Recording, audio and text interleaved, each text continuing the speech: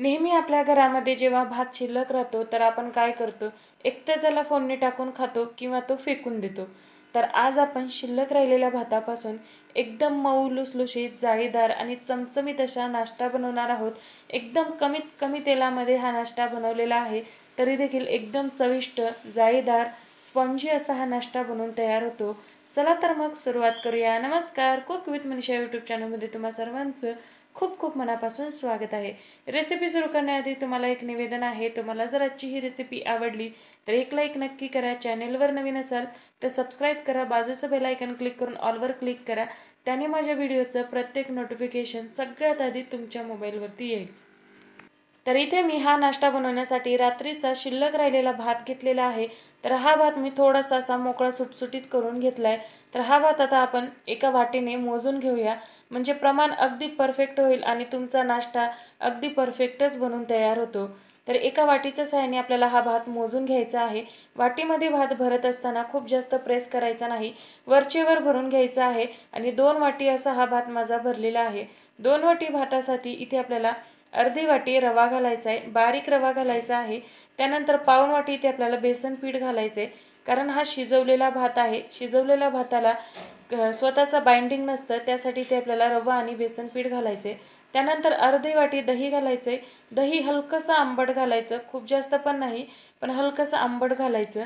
त्यानंतर 2 हिरव्या मिरच्या घालायच्या आहेत. 1 वाटी यामध्ये मी पाणी घातलेलं आहे आणि अर्धा इंच आलं आपल्याला किसून घालायचं आहे. आलं किसून घातलं म्हणजे छान असं दळलं जातं. आणि आता हे आपण मिक्सरला छान असं याची पेस्ट तयार करून घेऊया. तर इथे तुम्ही बघू शकाल, हे मी छान असं मिक्सरला अगदी फाईन पेस्ट याची तयार करून घेतलेली आहे. तर इथे आपलं बॅटर तयार झाले. तर आता हे बॅटर आपण एका बाउलमध्ये काढून घेऊया. तर इथे मी तुम्हाला एक गोष्ट सांगते, तर मिक्सरमध्ये हे बॅटर तयार करत असताना मी यामध्ये आणखीन 1 वाटी भरून पाणी घातलेलं होतं. तर टोटल इथे आपण आतापर्यंत 2 वाटी पाणी, अर्धी वाटी दही घातलेलं आहे. तर आता हे बॅटर तुम्ही बघू शकाल खूप जास्त घट्ट आहे. तर याची कन्सिस्टन्सी ॲडजस्ट करण्यासाठी यामध्ये आपण परत एक अर्धी वाटी पाणी घालून घेऊया आणि छान असं मिक्स करून घ्यायचं आहे. तर इथे पहा, अगदी परफेक्ट असं इथे आपला बॅटर बनवून तयार झालेला आहे. तर आता यामध्ये आपण चवीपुरतं मीठ घालून घेऊया आणि मीठ देखील आपल्याला यामध्ये अगदी छान असं व्यवस्थित असं मिक्स करून घ्यायचं आहे. मीठ छान मिक्स केल्यानंतर यामध्ये अगदी पाव चमचा इथे आपल्याला खायचा सोडा घालायचा आहे. खायचा सोडा नसेल तर इथे तुम्ही इनो फ्रूट सॉल्ट देखील घालू शकता. खायचा सोडा अगदी छान असं या बॅटरमध्ये मिक्स व्हावं म्हणून यामध्ये आपल्याला 2 चमचे पाणी घालायचं आहे आणि हा खायचा सोडा आपल्याला छान असं एकाच डायरेक्शनने फिरून मिक्स करून घ्यायचं आहे. खायचा सोडा घातल्यानंतर खूप जास्त हे बॅटर ओव्हर मिक्स करायचं नाही, हलक्या हाताने थोडंसं मिक्स करायचं. बॅटर छान फुललं का लगेचच आपल्याला हे बॅटर एका तेल लावून ग्रीस केलेल्या प्लेटमध्ये काढून घ्यायचं आहे. तर इथे मी एक ढोकळ्याची प्लेट घेतलेली आहे आणि एक साधी प्लेट घेतलेली आहे. दोन्ही प्लेट मी छान असं तेलाने ग्रीस करून घेतल्यात आणि आता हे बॅटर आपण यामध्ये टाकून घेऊया आणि थोडंसं हलक्या हाताने टॅप करून घेऊया.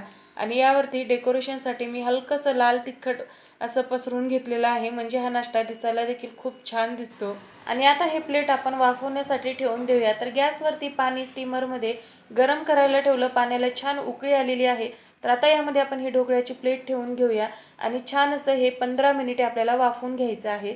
तर दुसरी प्लेट होती ते देखील मी दुसऱ्या साईडला कढईमध्ये स्टीम करायला ठेवलेली आहे. ती देखील आपल्याला 15 मिनिटेच वाफवून घ्यायची आहे. तर इथे आपला नाश्ता वाफवून तयार होतोय, तोपर्यंत आपण यासोबत लागणारी चटणी बनवून तयार करून घेऊया. त्यासाठी मी एका मिक्सरच्या भांड्यामध्ये मूठभर कोथिंबीर घातली, 2-3 हिरव्या मिरच्या, अर्धा इंच आलं, एक 4 ते 5 पुदिन्याची पानं घातले. 2 चमचे इथे आपल्याला फरसाणची शेव घालायची आहे. फरसाण शेव नसेल तर 2 चमचे फुटाण्याची डाळ घालू शकता. चवीपुरतं मीठ, 2 चमचे दही घालायचे आणि अगदी थोडंसं पाणी घालून ही चटणी आपल्याला मिक्सरला वाटून घ्यायची आहे.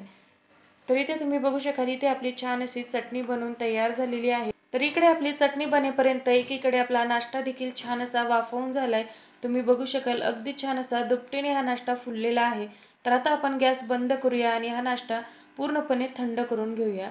तर इथे तुम्ही बघू शकाल दोन्ही प्लेट्स मी छान असे थंड करून घेतलेले आहेत. तर आता याच्या आपण कडा सैल करून घेऊया आणि हा नाश्ता आपण डिमोल्ड करून घेऊया. तर अजिबात हा नाश्ता प्लेटला चिटकून वगैरे बसत नाही आणि तुम्ही बघू शकाल याला जाळी किती सुंदर अशी आलेली आहे. एकदम सॉफ्ट आणि स्पॉन्जी असा हा नाश्ता बनवून तयार होतो. फक्त एक गोष्ट लक्षात ठेवायची की हा नाश्ता आपण जेव्हा डिमोल्ड करतो तेव्हा पूर्णपणे थंड करायचा, मगच हा नाश्ता आपल्याला ह्या प्लेटपासून वेगळा करून घ्यायचा आहे। तर दुसरी देखील प्लेट आपण काढून घेऊया। तर हे देखील नाश्ता पहा अगदी छान असा जाळीदार आणि स्पॉन्जी मऊ लुसलुशीत असा बनून तयार झालेला आहे। तर आता हा नाश्ता आपण छान असा कट करून घेणार आहोत। तर हा नाश्ता मी अगदी छोटे छोटे पीसेसमध्ये कट करून घेणार आहे। तुम्ही तुम्हाला हव्या त्या आकारामध्ये कट करून घेऊ शकता। हा नाश्ता असाच तुम्ही चटणी बरोबर खाऊ शकता, पण मी ह्या नाश्त्याला आणखीन एक तडका देणार आहे। त्यासाठी हा नाश्ता मी अगदी छोट्या छोट्या साईजमध्ये कट करून घेणार आहे। आणि इथे पहा हा नाश्ता मी छान असा कट करून घेतलाय।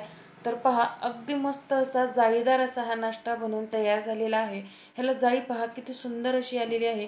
याला आपण कितीही प्रेस केलं तरी देखील तो त्याच्या आकारामध्ये येऊन राहतो। म्हणजे हा नाश्ता अगदी सॉफ्ट जाळीदार स्पॉन्जी बनवून तयार झालाय। दोन्ही प्लेट्समधला मी नाश्ता अशाच पद्धतीने कट करून घेतलेला आहे। तर आता ह्या नाश्त्याला आपण तडका कसा द्यायचा ते पाहून घेऊया। तर गॅसवरती कढई गरम करायला ठेवलेली आहे। कढईमध्ये 1 चमचाभर तेल घालायचं आहे आणि तेल छान असं गरम झालं का त्यामध्ये आपल्याला अर्धा चमचा मोहरी घालायची आहे। मोहरी छान अशी फुलली का लगेचच यामध्ये अर्धा चमचा जिरं घालायचं आहे आणि इथे आपल्याला 2 ते 3 हिरव्या मिरच्या स्लिट करून घालायच्या आहेत। त्यानंतर थोडीशी कढीपत्त्याची पानं घालायची आणि अगदी छान असं कुरकुरीत होईपर्यंत हा कढीपत्ता आपल्याला परतून घ्यायचा आहे। कढीपत्ता छान परतून झाला का 1 चमचा तीळ घालायचे।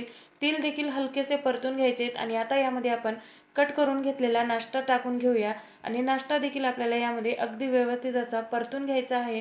पण त्याआधी यामध्ये आपण 1 चमचाभर सांबार मसाला घालणार आहोत। यामुळे या नाश्त्याची चव दुपटीने वाढते। तुम्हाला जर यामध्ये सांबार मसाला घालायचा नसेल तर पावभाजी मसाला घालू शकता, तोही नसेल तर छोल्यांचा मसाला घालू शकता आणि तोही नसेल तर अगदी पाव चमचा यामध्ये तुम्ही गरम मसाला सुद्धा घालू शकता, पण नक्की घाला, यामुळे याची चव दुपटीने वाढते। तर आणि अशा पद्धतीने हा नाश्ता आपण फ्राय करून घेतला का वरून एकदम क्रिस्पी बनून तयार होतो आणि आतून एकदम सॉफ्ट आणि जाळीदार आणि खाताना देखील हा खूप चविष्ट लागतो। तर इथे मी हा नाश्ता छान असा फ्राय करून घेतला। तर आता आपण सर्व करून घेऊया। तर एका ताटेमध्ये मी टोमॅटो केचप आणि बनवलेली चटणी टाकून घेतलेली आहे। त्यानंतर हा नाश्ता तर पहा शिल्लक राहिलेल्या भातापासून असा हा अगदी मऊ लुसलुशीत स्पॉन्जी आणि एकदम चविष्ट असा हा नाश्ता बनवून तयार झालेला आहे आणि कमीत कमी तेलात बनवून तयार होतो। तर आजची ही रेसिपी पाहिल्यानंतर शिल्लक राहिलेला भात तुम्ही कधीच फेकणार नाही किंवा मुद्दामच जास्तीचा भात बनवाल ही रेसिपी एकदा ट्राय केल्यानंतर।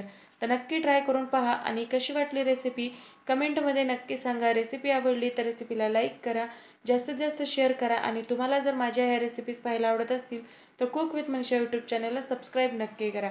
याआधी देखील मी शिल्लक राहिलेल्या भाताची कुरकुरीत महिनाभर टिकणारी चकली कशी बनवायची ते देखील दाखवलेली आहे।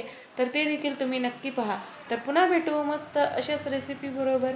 धन्यवाद।